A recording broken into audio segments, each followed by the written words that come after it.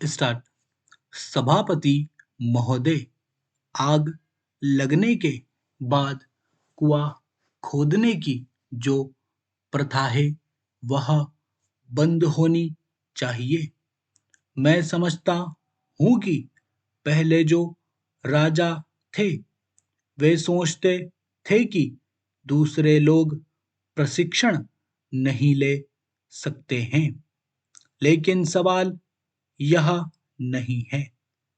सवाल है देश में नया अनुशासन पैदा करने का तथा नई सेना खड़ी करके हमें प्रशिक्षण देना चाहिए। आजकल लोगों में एक हीनता की भावना आ गई है।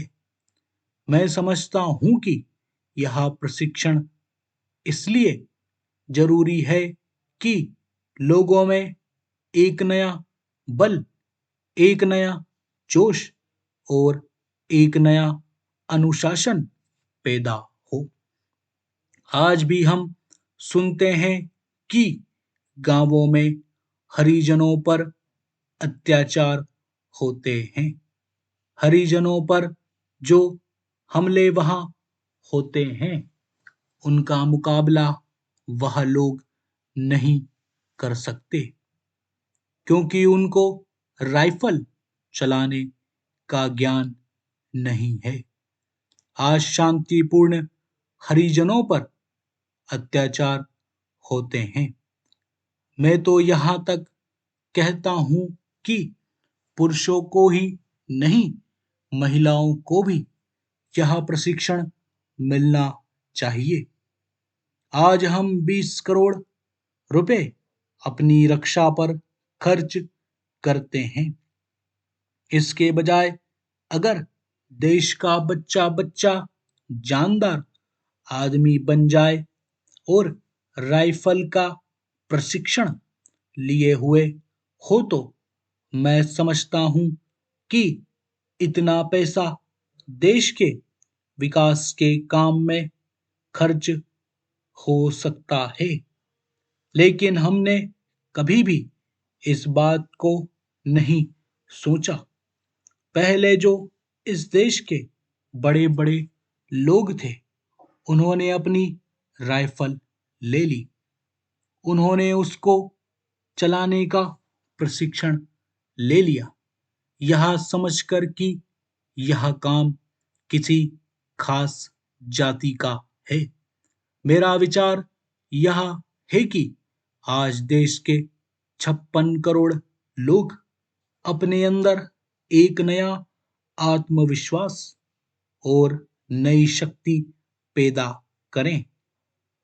इसके लिए यह राइफल प्रशिक्षण सबके लिए अनिवार्य होना चाहिए। जब यह अनिवार्य होगा तभी लोगों में आत्मविश्वास पैदा होगा और एक नई चेतना पैदा होगी।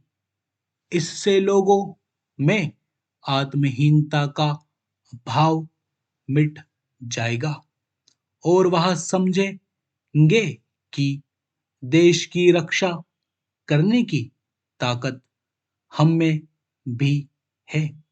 आज जो हरिजन आदि लोग हैं उनमें एक बात घर कर गई है कि राइफल और बंदूक उनके बस की बात नहीं है, लेकिन यह आत्मरक्षा का सवाल है।